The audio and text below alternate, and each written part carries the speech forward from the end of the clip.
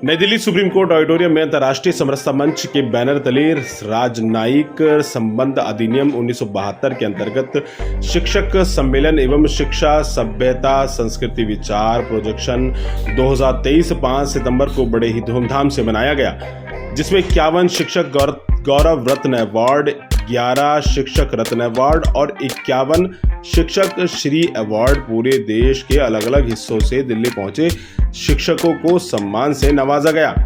आपको बता दें कि हर साल 5 सितंबर को शिक्षक दिवस भारत के प्रथम उपराष्ट्रपति और दूसरे राष्ट्रपति सर्वपल्ली राधाकृष्णन जी की याद में शिक्षकों के सम्मान में मनाया जाता है। आपको यह भी जानकर हैरानी होगी कि अंतर्राष्ट्रीय समरसता मंच भारत और नेपाल की बीच रोटी बेटी के संबंधों को और भी मधुर बनाने का काम करता है।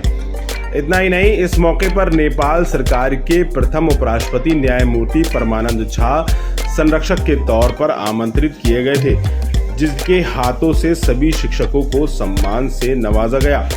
ब्यूरो रिपोर्ट, सबका समय, दिल्ली। जो सम्मान पाने योग्य व्यक्ति हैं उनको आज सम्मान किया जा रहा है कि चलिए बहुत अच्छा समय है, अच्छा दिवस है और होना जो सम्मानित होने लायक के जो व्यक्ति हैं उनको सम्मान किया जाए, ये और अच्छी बात है। अब कहते हैं शिक्षा से ज़्यादा मूल्यवान और कोई चीज़ नहीं है, और उस शिक्षा देने के लिए जो शिक्षक लोग हैं उनके अलावा ऐसे लोग कहते हैं कि माँ बाप भी अपने बच्चों के लिए शिक्षक होता है, लेकिन वो शिक्षक और जो स्कूली या विद्यालय का जो शिक्षा देते हैं उनके बीच में बहुत अंतर है। इसलिए आज के दिवस में जो व्यक्ति जो शिक्षक सम्मान पा रहे हैं उनकी योगदान अमूल्य, उसको कभी भी कम नहीं आंका जा सकता। उस पर हम लोग हमारे जो प्रथम महामहिम राष्ट्रपति उपराष्ट्रपति न्यायमूर्ति परमानंद झा साहब हैं, उनके नेतृत्व में हमारा एक सांस्कृतिक शिष्टमंडल भारत यात्रा पे है और शिक्षक दिवस के रूप में हम लोग यहाँ के जो विभिन्न राज्य विभिन्न केंद्र शासित प्रदेशों के जो शिक्षक हैं उनको हम लोगों ने आमंत्रित किया है। आज उनका सम्मान हमारे भारत अंतर्राष्ट्रीय समरसता मंच द्वारा किया गया है और इन जो शिक्षक आज सम्मान हुए हैं उनको हम लोग 26 दिसंबर से 31 दिसंबर तक जो हमारा सार्क सदस्य राष्ट्रों का जो सम्मेलन काठमांडू नेपाल में हो रहा है उसके लिए हमने आमंत्रित किया है। उस सार्क के जो सम्मेलन हो रहा है उसका जो हमारा उद्देश्य है वो ये है कि भारत की शक्ति, भारत की प्रतिष्ठा, भारत के पंचशील सिद्धांत को हम लोग युवाओं में आगे बढ़ाएं, परंपरा जारी रहें। और जी सर, भारत और नेपाल राष्ट्र दो है लेकिन आत्मा एक है और हमारे बहुआयामी संबंध है, रोटी और बेटी का हमारा संबंध है।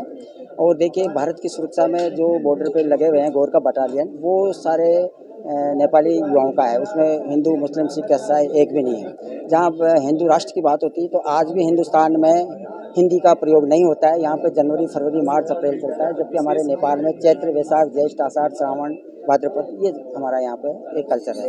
और भारत में जो फेस्टिवल होते हैं वो सारे फेस्टिवल हमारे नेपाल में होते हैं। आज 86 शिक्षकों को हम लोगों ने सम्मान भी किया है और नेपाल के लिए हमने आमंत्रित भी किया है।